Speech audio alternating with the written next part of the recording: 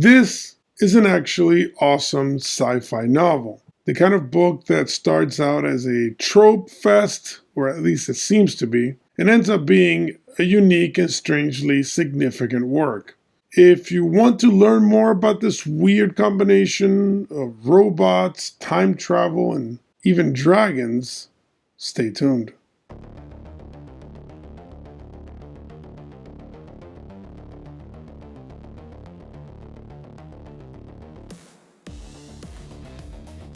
Welcome to Biblioccultist, where I review books that I find interesting in the topics of religion, philosophy, history, and fiction.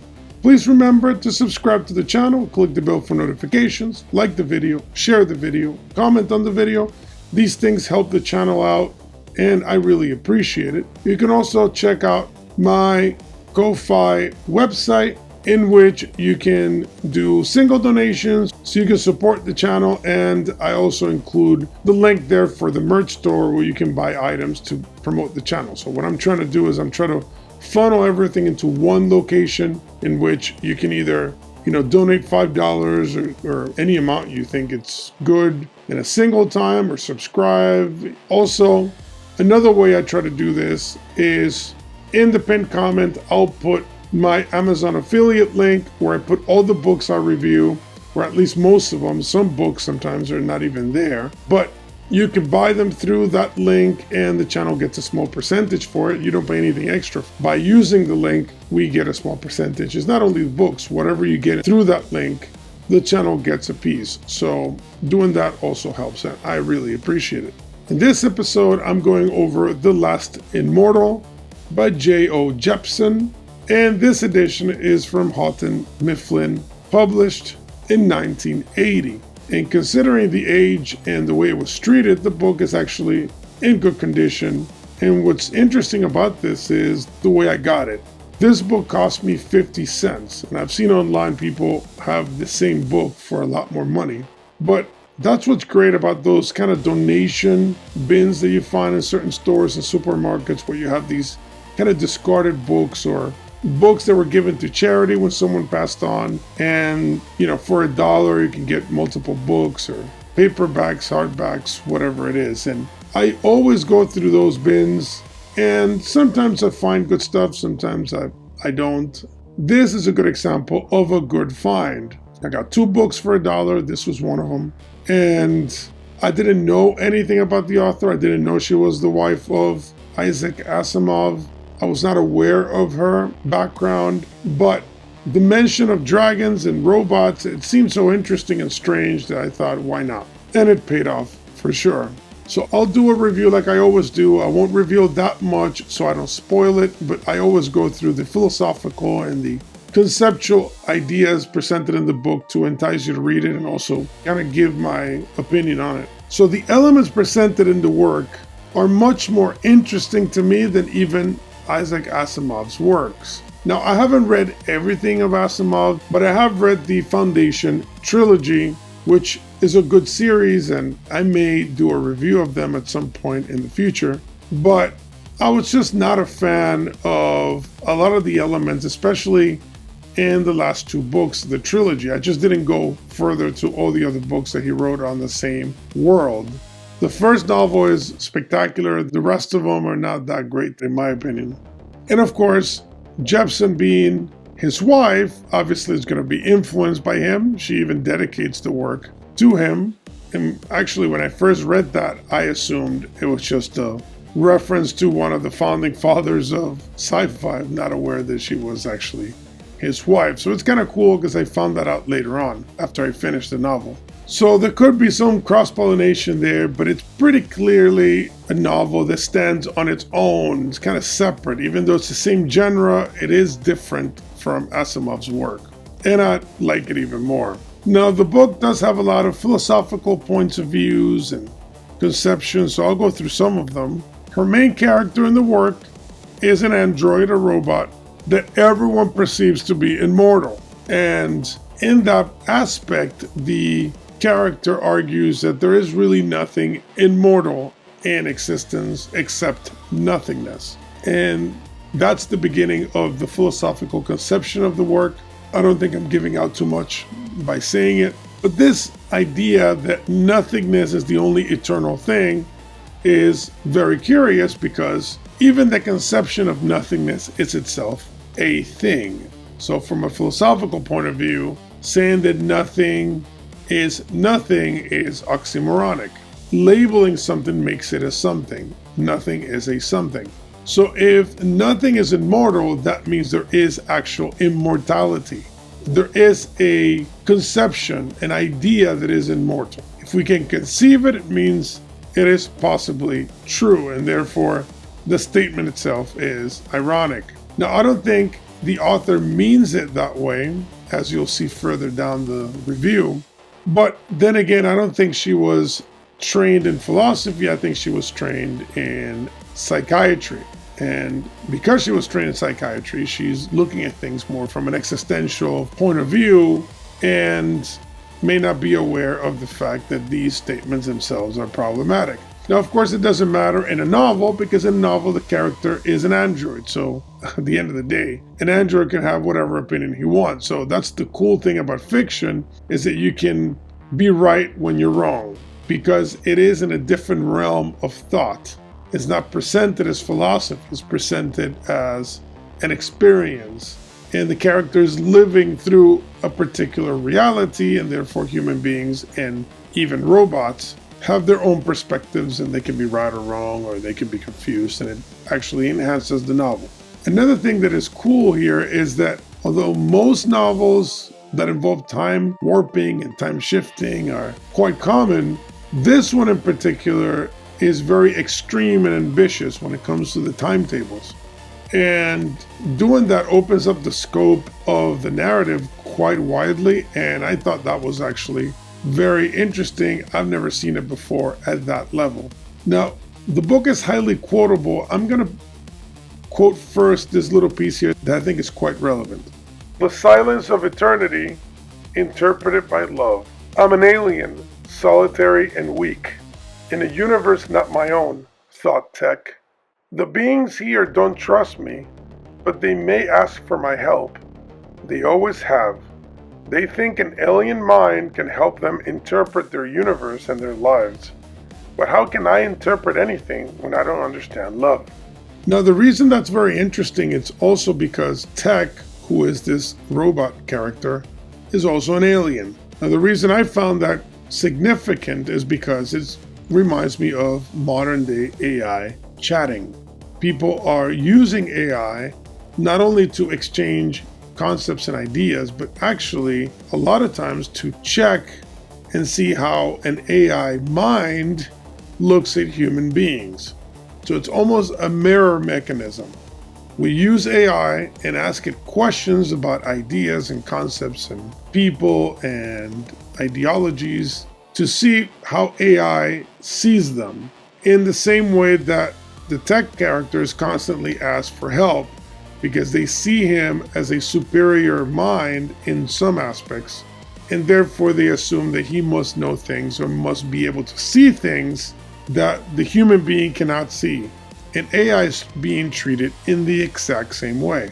I know of people that have a particular religion and they use AI to ask it if their religion makes sense, if it's logical, etc. And then they have debates. And I actually don't think it's a bad idea. I think that AI can serve as a living web search of some sort, in which you can use it to assist you in clarifying information or gathering more information you may not have easy access to. So I'm actually not against AI, but what I'm saying is that there is a limitation in AI. And that's why the best is usually a combination of human and AI work. The AI is helping you do a particular project. It's assisting you. It's empowering your particular creativity or thought or concept. And it's helping you think through or analyze. But it will not be able to flat out give you a complete solution or accurate presentation of most things, because it is lacking the human component of love, hate, affinity, etc. And without these elements, the machine is incomplete. Not only that, but the highly regulated and programmed nature of AI also affects everything. Certain things the AI is not allowed to say, or to think, or to consider. And that means that you do not have really a full scope of information.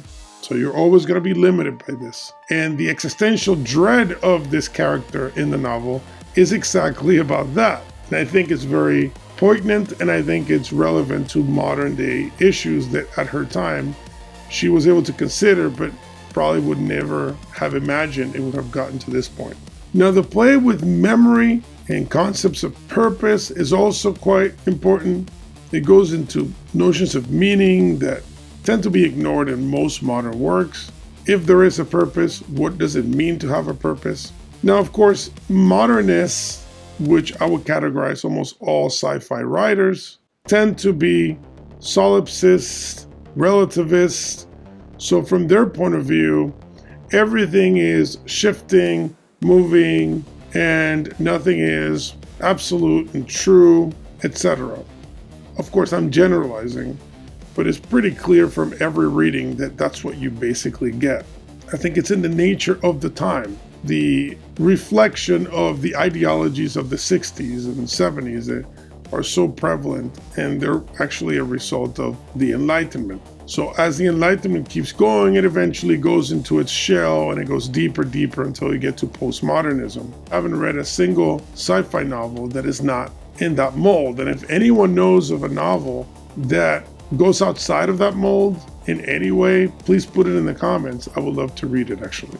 Now, some peculiarity of this novel, and something I've never seen explained or even explored before, is the somewhat creepy concept of reproductive intimacy between machines and organic beings. And I can't give a lot of details just because it's actually quite explicit, but also because it would ruin it for you. So you just have to read it. But it is very strange, and it depends on your levels of tolerance for this kind of weird exchange, especially if you don't like transhumanism, although I think that would be a stretch. I think the author is exploring something else there. Now, I'm going to read 3 sections of the book that I think are all relevant before we close the review. The first part: the minds of all sentient forms that evolved in Beta universe, the minds of small ones like you and large ones like Dayu, coalesced as Beta collapsed. And before we died in our dying universe, we impressed our configurations into hyperspace, or rather, we came to the realization that we were there anyway. So in that quote, we see the introduction of a conception that you see in Vedic theology, which is the notion that the soul, the jiva, actually resides in the spiritual world and is present there in a kind of suspended or animated existence. And depends on your school of thought if you think that soul is either active or inactive. But this notion that human beings and living beings are actually all in hyperspace, and hyperspace becomes a kind of replacement for the Vedic concept of Brahman, what Buddhists eventually will call something like nirvana, which is this experience of bliss, but also of existence that unifies everything. The second quote: "You're not alone as long as you've got a challenger equal to yourself," said Yoden. "Even if he's out to kill you, that adds a certain intimacy to our relationship." Now, in that quote, what I think of is also this very interesting theological point of view, especially in Vaishnavism and the more personal schools, in which both the enemies of God and the friends of God have deep intimacy with him, so that you will find stories like the one involving Vishnu fighting huge demons like Hiranyaksha or Hiranyakashipu, in which they're actually very close devotees of God who come down to the material world to have a pastime of fighting and warring with God, and they can only do that in the material world, therefore they come here, and their hatred of God is a form of devotion, because they're constantly thinking of God, thinking of killing God, thinking how much they hate God. Everything is about God and how bad he is and how destructive he is and how much they want to kill him, etc. But that obsession is actually a form of devotion. And this is expressed in this verse as an axiom, and I think that's fascinating. And then finally, another quote: "He was hyperspace, the nothing that contains everything. There was no bad, no good, everything was part of everything else. Drake and Yoden were aspects of each other and of tech."